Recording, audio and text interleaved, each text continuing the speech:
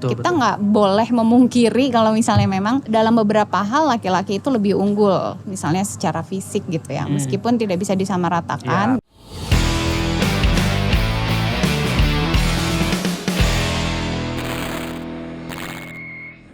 Halo, balik lagi di Voice of Raw. Episode kali ini kita bakal ngobrol-ngobrol bareng Teh Isti ya. Ya, atau Pris boleh. Pris boleh. Ya, biasanya kita panggil Teh Isti di Teh Isti ini kemarin di Bandung Fotografi Man jadi kurator pameran Scorpio ya Teh ya? Betul. Terus sebelumnya juga sering ngisi kelas di Rostek Class juga Teh ya? Ya. Penulisan Menulis arti statement, betul. Jadi selain itu juga Teh Isti sebagai dosen di DKV ITERAS ya Teh ya? Betul. Jadi emang basicnya udah visual banget nih. Visual banget. Teh Isti, tapi kalau kita ngomongin fotografi nih Teh Isti, awal-awal fotografi itu masuknya gimana sih ke dunia fotografi itu sebagai apa sih sebenarnya dulu? Ya awalnya sih kan kalau aku kan memang udah di dunia seni ya, sama pameran tuh udah biasa gitu ya, bikin karya itu udah biasa, cuman mediumnya berbeda-beda gitu. Awalnya kan aku ilustrasi, terus aku nyoba fotografi sekitar tahun 2009. Terus aku nyobainnya waktu itu langsung ke analog, ke film gitu. Nah di situ masih murah dulu ya?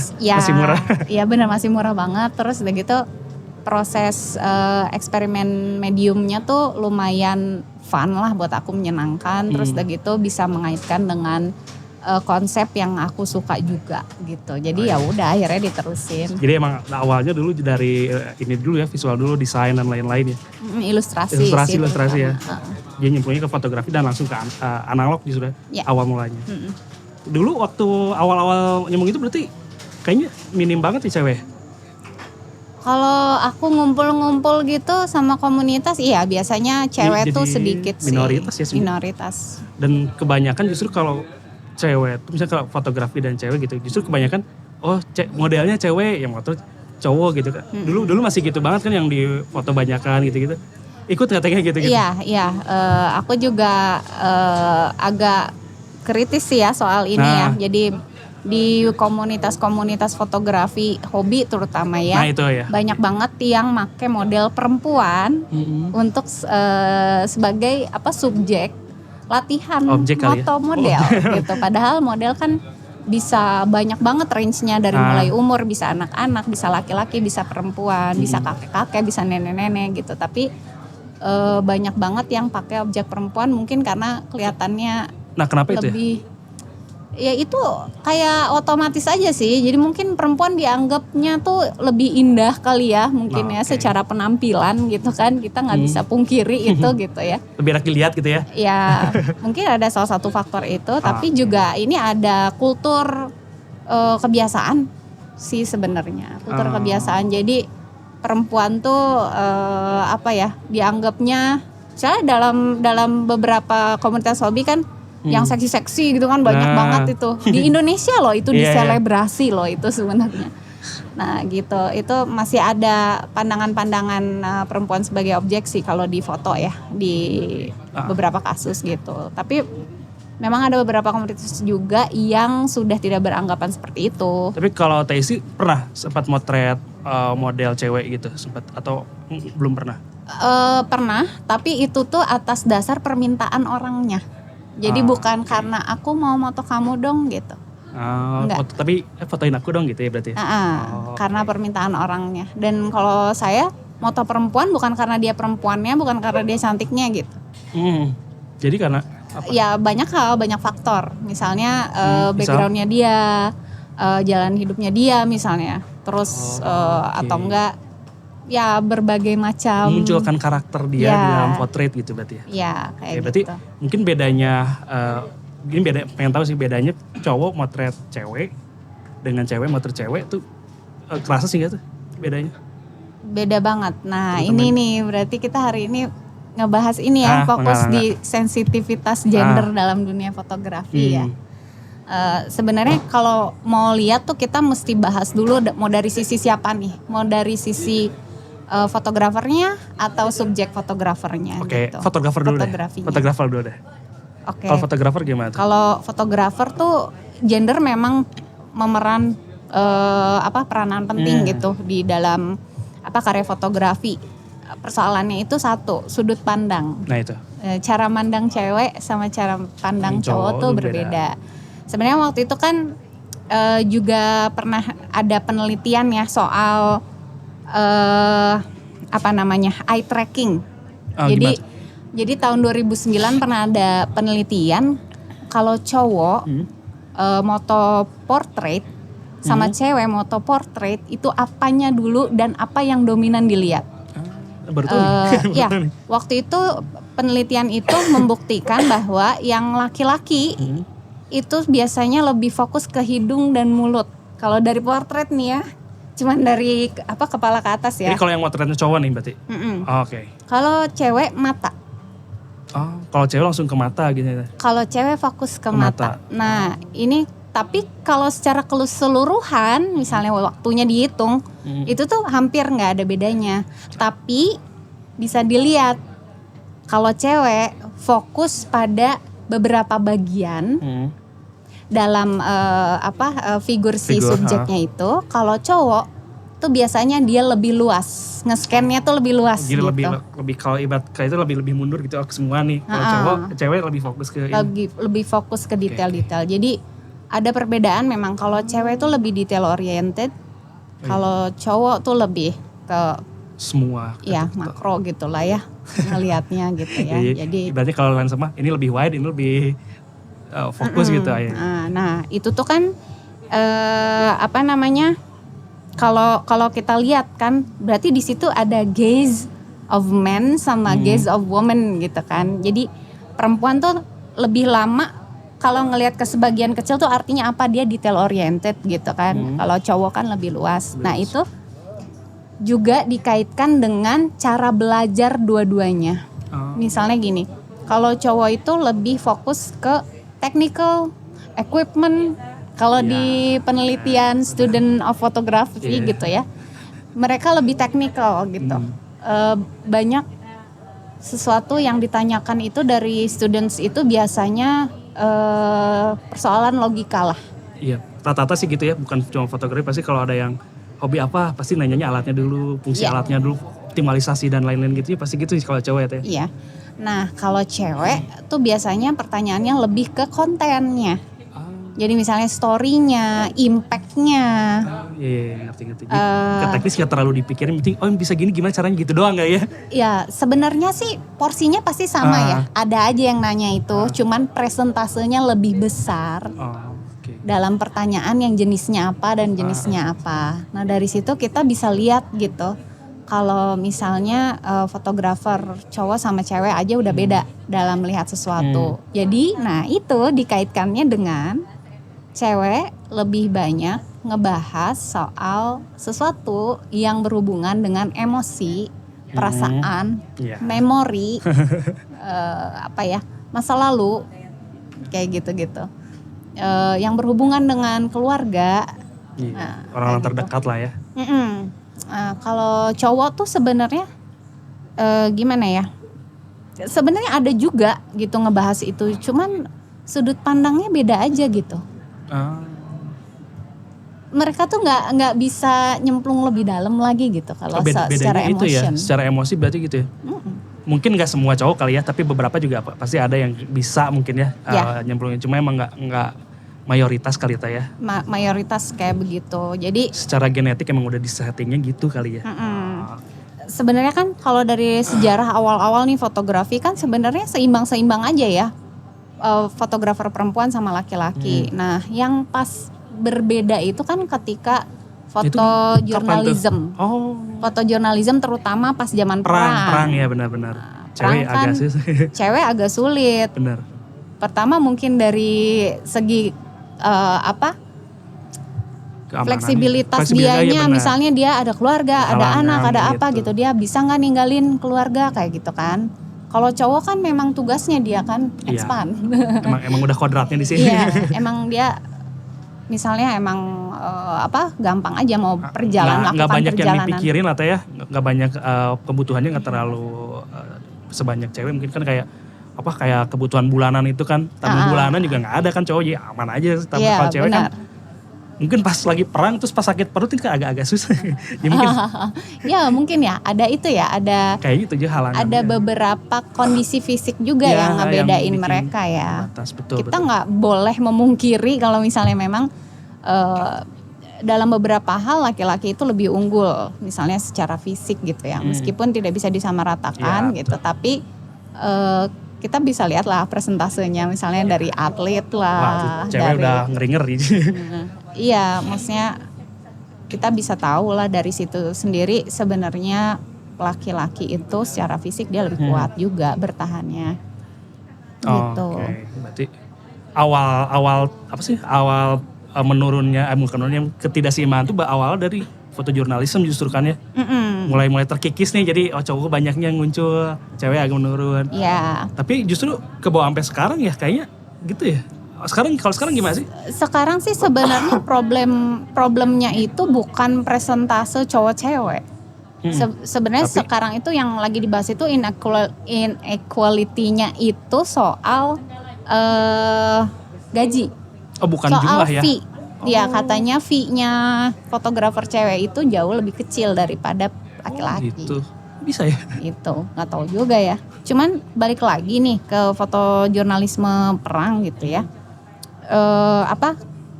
Kalau misalnya kita lihat, misalnya tahu nggak ini siapa namanya Robert Capa? Tahu. Nah, sama Gerda Taro kan sama-sama jurnalis perang Spanyol tuh kan. Yeah. Tapi coba lihat aja Robert Capa dia sudut pandangnya apa, terus ceritanya apa, terus Gerda Taro tuh beda pasti. Dia ngangkat tentang apa gitu.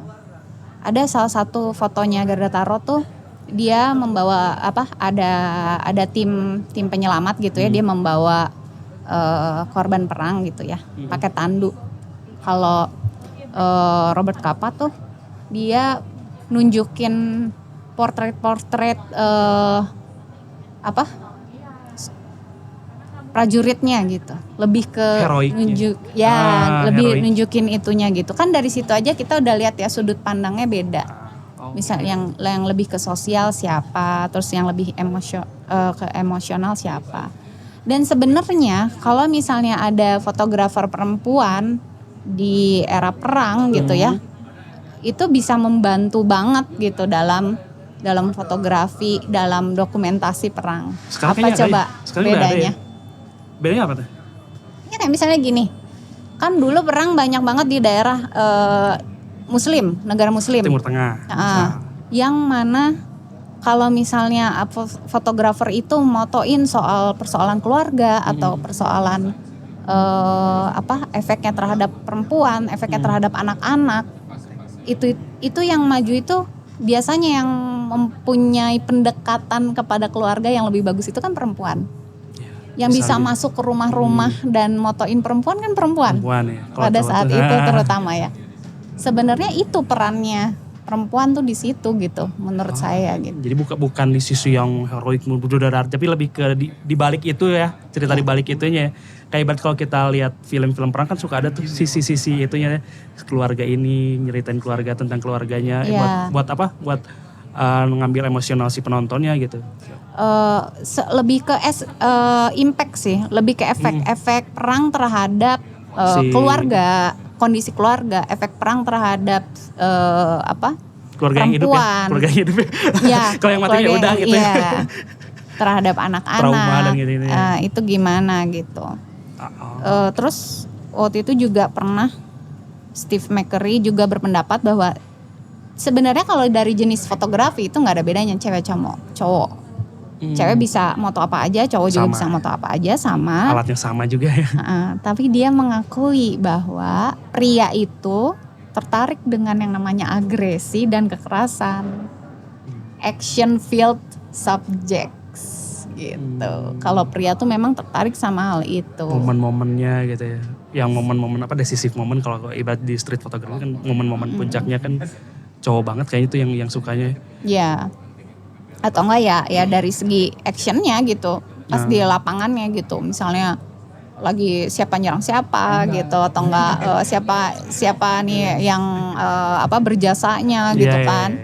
kayak gitu. Sedangkan kalau perempuan lebih ke sisi sosialnya, emosionalnya, efek terhadap keluarganya, efek terhadap wanitanya, anak-anak gitu sih sebenarnya. Lebih nyentuh ke situnya ya kalau perempuan, kalau cowok. Cuma kalau digabungin jadi seru sih ya. Kalau digabungin jadi kita komplit saling jadinya. Melengkapi, betul, saling melengkapi. Jadi sebenarnya kalau dulu udah ada jadi lebih mungkin si dokumentasinya justru malah lebih berisi gitu ya. Bukan hanya tentang heroisme prajurit gitu, tapi ada kisah-kisah lain yang bisa diangkat juga sebenarnya dulu ya. Iya, betul banget. Kalau di Indonesia tuh siapa jurnalis tuh Adek Berry ya, kalau saya yang dia juga jurnalis perang atau apa gitu. Masalahnya sempat ngeliput juga. Sekarang kayaknya udah mulai tuh ya, udah kayaknya yang gitu-gitu udah mulai didobrak juga ya. Udah, sebenarnya sih nggak ada bedanya. Cuman kan masalahnya sebenarnya dari sisi perempuannya bukan soal profesinya itu. Sebenarnya soal fleksibilitas dia. Sebenarnya perempuan itu banyak yang nggak mau dibatasi oleh profesi. Yang saya tahu ya, dia tidak mau dibatasi oleh profesi sehingga dia mau lebih fleksibel dalam menjalankan pekerjaannya. Dia mau lebih enjoy gitu. Pokoknya kalau gue suka fotografi, gue nggak boleh stres sama foto. Ya gue ngerjain apa yang gue suka gitu. Kebanyakan kayak gitu. Gitu ya. Dan bisa juga dilihat dari misalnya dia part time atau full time. Nah kebanyakan cewek nih part time. Ngambil part time atau full time nih fotografinya gitu kan. Itu bisa dilihat sih sebenarnya ada datanya sih. Lumayan tuh, seru juga sih kalau. Nah iya emang. Tapi kita ngomongin itu kan tentang pengkaryaannya. Kalau untuk kita lebih ke skena fotografinya kan. Kita nggak bisa lepas juga ya fotografi dari bersosialisasinya. Ada komunitas, ada. Betul. Ya banyak lah circle dan lain. Kalau menurut Teh Isti nih sebagai perempuan, circle atau skena fotografi di Indonesia sekarang tuh kayak gimana sih? Skena dalam hal apa nih maksudnya? Ya ini kayak pertemanan atau grup atau kayak misalnya gini di Raus nih. Ini kan udah kita bersosialisasi lah sama yang ini. Sebenarnya sih udah cukup nyampur ya. Tapi aku agak kritis juga sih sama yang masih suka kayak perkumpulan fotografi perempuan misalnya gitu. Ada tuh, Tigers. Sebenarnya nggak salah, nggak ada yang salah dengan itu sah-sah aja. Cuman menurut aku gitu ya, kalau tujuannya adalah memberdayakan perempuan, harusnya campurin aja. Gitu, menurut aku ya gitu. Kenapa di sini perempuan perlu dipisahkan? Ada nggak sih perkumpulan fotografi laki-laki gitu? Ada nggak? Enggak, belum sih. Nggak ada. Atau misalnya ada kayak gini. Dikhususin gitu ya, laki-laki doang. Atau enggak misalnya ada gini. Kan banyak nih jargon-jargon kayak perempuan juga bisa. Ada nggak? Laki-laki juga bisa. Enggak laku juga kayaknya ya kan. Enggak. Jadi kalau kata aku nih ya, ini opini pribadi ya. Ya udah aja kita bersaing sama laki-laki langsung di wadah yang memang campur. Bukan gitu. Dibedain kotaknya gitu ya. Iya. Gitu. Oh gitu. Jadi justru kirain kalau cewek-cewek ngumpul itu jadi sebuah movement yang bikin fotografer cewek dilirik. Enggak teh, enggak gitu ya? Menurut saya gini, kalau misalnya memang mau ada perkumpulan tentang sesuatu, terutama ngebahasnya gender, berarti saya punya asumsi mereka ngebahas gender. Mereka ngebahas soal perempuan. Kalau mereka ngebahasnya soal sesuatu yang umum, harusnya kan bisa nyampur sama yang lain gitu kan. Ya, ini perlu dilihat nih, mungkin mereka mau membahas tentang perempuan gitu. Mungkin itu bisa oke gitu. Tapi kalau membahasnya sama aja kayak yang cowok gitu sama aja gitu, mending dicampur. Justru dengan adanya perempuan di komunitas fotografi yang campur itu bisa lebih memperkaya. Iya, warna ininya ya. Iya, kan materinya. Tadi sudut pandang itu kan dari tadi. Tapi kalau yang dilihat di Indonesia sih ya, kan sering ada tuh teh brand ambassador apa gitu, kamera dan lain-lain. Cewek itu kayaknya jarang nih, belum ada ya. Betul. Itu gimana tuh? Kalau itu, kenapa ya? Ya ini menariknya ya. Jadi pernah ada istilah gini, Jadi wanita itu membentuk fotografi agar sesuai dengan kebutuhan mereka. daripada bukan klien. Ya, daripada mencoba mengarahkan dirinya menjadi profesi yang membatasi. Oh gitu. Jadi aku nggak tahu ya, mungkin apa jarang juga si merek-merek ini gitu ya, merek-merek kamera ini untuk mencari fotografer perempuan, ataukah memang yang ada dokumentasinya di pendataan profesi fotografer itu banyaknya laki-laki gitu. Atau justru mungkin yang sesuai dengan kebutuhannya si brand ini mungkin kebanyakan cowok, kebetulannya gitu mungkin ya. Mungkin bisa jadi. Gitu makanya aneh, ini jarang-jarang banget itu si brand ambassador kamera lah ya. Ini kita nggak usah, jarang banget cewek gitu kan, kebanyakan cowok lagi. Iya, mungkin cewek tuh ada dominasi di fashion fotografi kali ya, banyaknya. Iya. Justru kayaknya dunia fotografi yang lebih cocok untuk cewek, mungkin yang cewek bisa megang banget justru di fashion ya Teh ya. Sebenarnya bukan lebih cocok ya. Sebenarnya gimana? Ya seperti kita tahu kan dari sejarah, sebenarnya siapapun bisa jadi jurnalis perang, jurnalis apapun gitu. Cuman dominasinya gitu ya, yang sekarang ada di Indonesia itu yang dipakai untuk brand ambassador gitu kan, biasanya fotografer cewek tuh di fashion gitu. Kalau yang cowok kan mungkin bisa lebih banyak jalan ya. Sampai kalau travel gitu ya. Iya benar. Nah kalau cewek travel terus kan rata-rata travel sendiri lah ya rata-rata. Itu kayaknya soal keamanan juga agak susah ya Teh. Iya, dan ada stigma-stigma kan soal perempuan yang melakukan banyak perjalanan juga di Indonesia sih sebenarnya. Itu juga yang susah lepas juga Teh ya, karena udah gimana lagi deh emang. Udah kayak gitu. Susah juga kan mau ngasih tahu. Semakin banyak jam terbangnya kan biasanya semakin tua tuh orangnya gitu kan. Nah yang tua-tua ini kan biasanya akhirnya udah pada nikah, udah pada punya anak. Nah itu kan juga ada pertimbangan-pertimbangan tertentu gitu kan. Ya tapi itu wajar aja buat aku, nggak jadi masalah sih. Nah kalau tadi kan kita ngomongin dari segi sudut pandang fotografer cowok cewek. Nah kalau dari subjeknya gimana tuh Teh? Nah dari subjeknya juga beda. Misalnya perempuan difoto sama cowok, sama perempuan difoto sama sesama perempuan lagi gitu kan. Pasti image yang ingin ditampilkannya kan pasti beda juga gitu. Iya. Apakah dia nggak akan lebih malu gitu kan kalau ke cewek gitu kan. Faktor kenyamanannya gitu ya. Faktor kenyamanan dan faktor ya presentasi dirinya sih sebenarnya. Di hadapan dua gender yang berbeda wajar kalau beda gitu. Tapi biasanya lebih gimana tuh kalau kita nggak mau mengeneralisir, tapi mayoritas gimana sih Teh? Misalnya si cewek nih model, di foto cowok sama di foto cewek sih perasaan si modelnya ya. Pernah Teh mungkin pernah ngobrol atau tahu gitu? Gimana ya? Pernah sih dari ada yang kalau di foto cowok tuh dia jadi lebih malu gitu. Dia kayak yang lebih kaku gitu ya. Ketika diajak ngobrol sama fotografer cewek, terus pendekatannya beda. Terus kan cewek moto ini juga dari sudut pandang apanya gitu kan, itu kan beda banget kan ya. Jadi secara otomatis dia juga jadi lebih leluasa gitu. Jadi sebenarnya jadi keunggulan juga ya Teh kalau kayak gitu-gitu. Betul. Tapi justru banyaknya sekarang kayaknya kalau motoin cewek banyaknya cowok. Kayaknya mungkin jalan instan biar fotonya bagus kayak. Ya kayak foto udah yang penting bokeh tapi modelnya cantik ya udah jadi foto. Iya kadang tuh suka jadi kayak objek ya.